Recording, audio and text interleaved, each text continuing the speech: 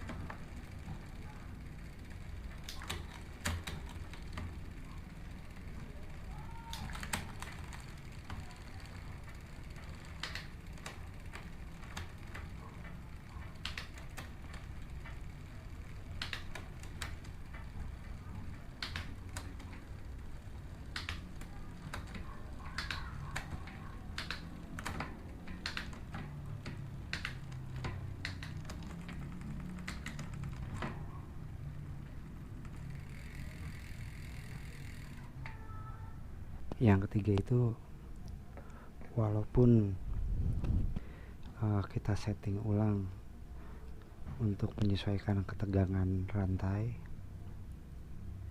tapi posisi rantai yang menyentuh pada chainring itu terlihat longgar.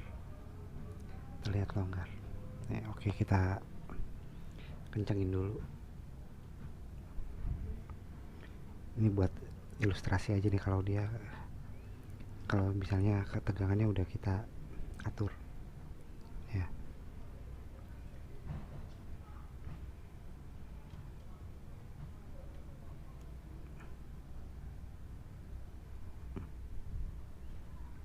Oke. Nah, contohnya misalnya seperti ini. Nanti kita lihat.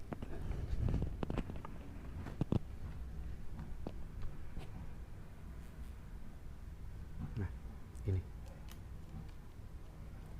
Ya. Ya. Ya. Nih.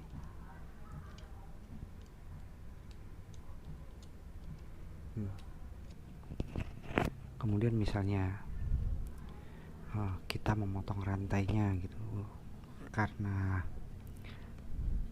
settingannya, setting kekencangan rantainya sudah bentok nih, dia udah bentok, udah habis.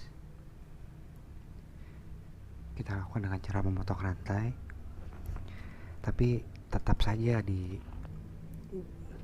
bagian chain rantai yang di chain ring ini nih, dia tetap akan seperti ini.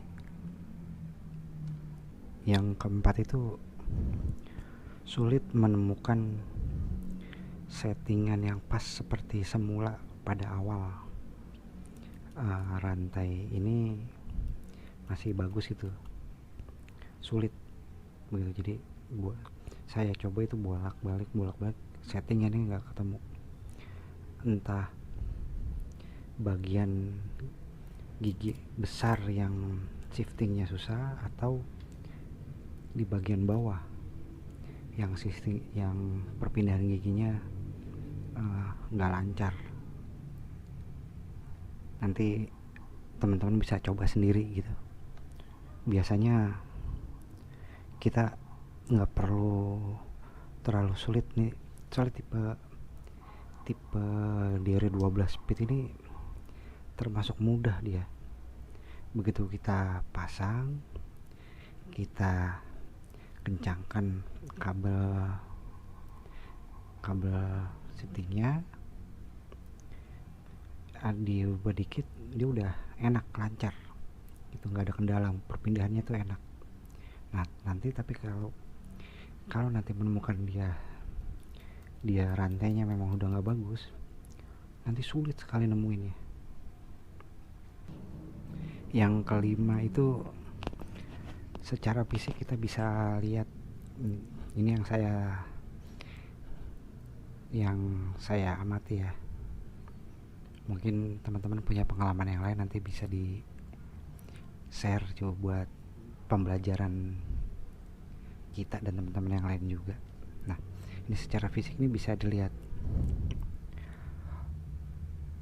jarak bebas antara roller dan busing yang di sini busing itu longgar, atau jarak main bebasnya sangat jauh. Mungkin kelihatan gak nih, ini jauh banget. Ini nggak kayak waktu masih rantai masih baru itu, nggak selonggar ini semuanya nih ini sama semuanya, longgar banget. Nah ini yang bikin waktu si rantai ini masuk ke gigi gear ini, dia geser, jadi membuat jadi jauh, jadi melebar, dia jadi melar nih. Ini dia. Jadi 5 hal itu yang saya temukan kenapa beberapa waktu belakangan ini, terutama kalau di tanjakan itu, safety perpindahan gigi itu nggak seenak seperti biasanya gitu. Nah di sini saya punya rantai ini nggak baru, tapi dulu karena awal-awal nih saya nggak begitu paham, nggak ngerti gitu, saya masang sendiri, saya potong sendiri, tapi kependekan. Tapi kalau di sini sih ini masih bisa dipakai, tapi dia jadi ya RD-nya ini jadi lebih kebuka mungkin ya, karena dia pendek. Itu nanti mau saya pasang. Nah saya pakai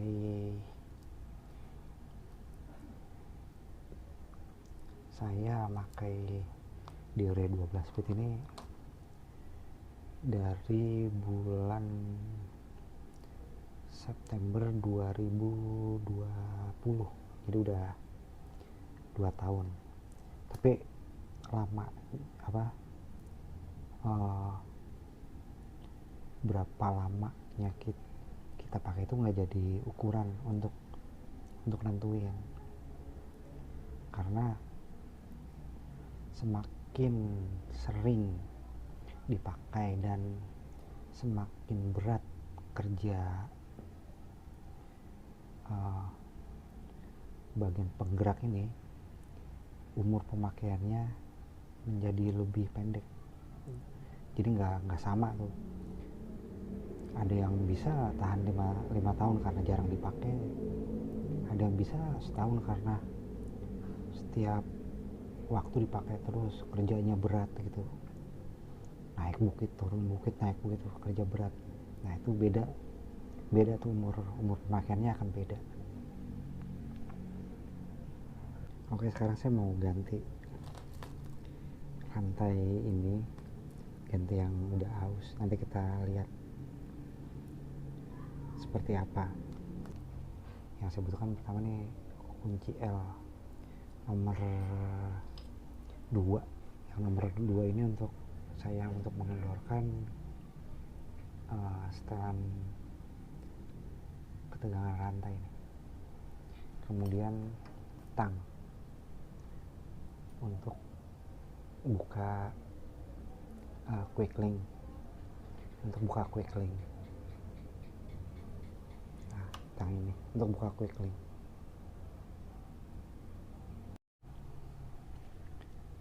Pertama saya kendorkan dulu, menyetelkan kencangan rantainya nih. Ini selain dia fungsinya baut ini untuk mengencangkan ketegangan rantai, juga dia untuk merubah pergeseran RD, seberapa dekat dia dengan antara pule rantai yang berada di pule atas dengan mata sprocket, mata gigi gitu. Nah kemudian kita cari dulu sambungan quick linknya ada di mana. Setelah ketemu nih kayak gini, kita masukkan, diselipkan nih dia. Nah ini diselipkan ke sini di antara, nah ini kelihatan ya, dia diselipkan. Nah oke. Nah kalau dia udah masuknya udah pas, baru tekan aja. Udah lepas.